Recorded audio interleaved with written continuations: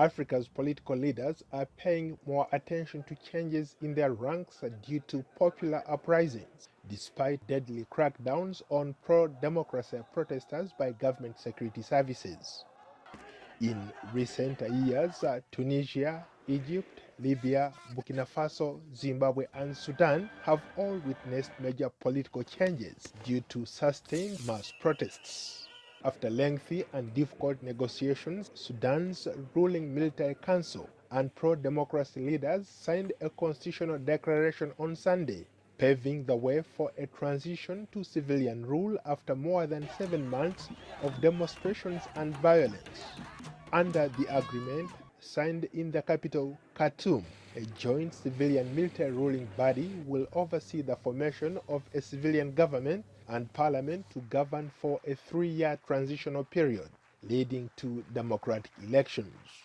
Protest movement leader Ahmed Rabi signed the declaration at a ceremony attended by African Union and Ethiopian mediators. The declaration was the result of tense negotiations between the leaders of mass protests which erupted last December against 3-decade rule of President Omar al-Bashir and the generals who ousted him in April.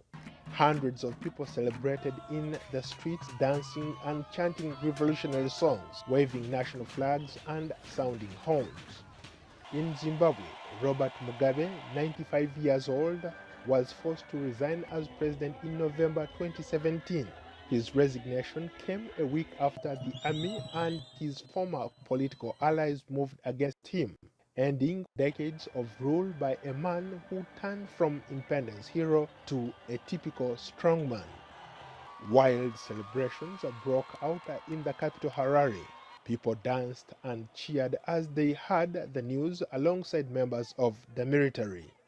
In the Gambia, a similar popular uprising in January 2017 triggered the exodus of longtime leader Yahya Jammeh after he refused to step down and hand over power to Adama Barrow, who had won the 2016 presidential election. Under Operation Restore Democracy, the Economic Community for West African States, or ECOWAS, decided to intervene militarily in the Gambia. The intervention ousted Jammeh, who had seized power in a 1994 coup and had vowed to rule the West African nation of 1.8 million people for a billion years.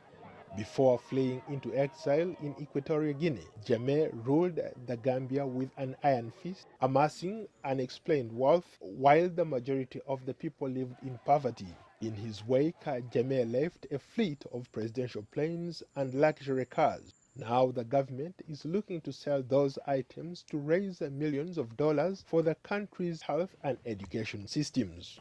In Burkina Faso 5 years ago, a popular revolt played out on the streets of the capital Ouagadougou as thousands of protesters and activists stormed the country's parliament as MPs prepared to vote to allow long-term ruling President Blaise Compaoré extend his 27-year rule. The mass demonstrations lasted 2 days and marked a turning point in the country's history, which ended with Compaoré being ousted and forced to flee. He currently resides in exile in neighboring Ivory Coast, where he has become a citizen. Ivory Coast refuses to extradite him back to Burkina Faso. Paul Ndiho, VOA News, Washington.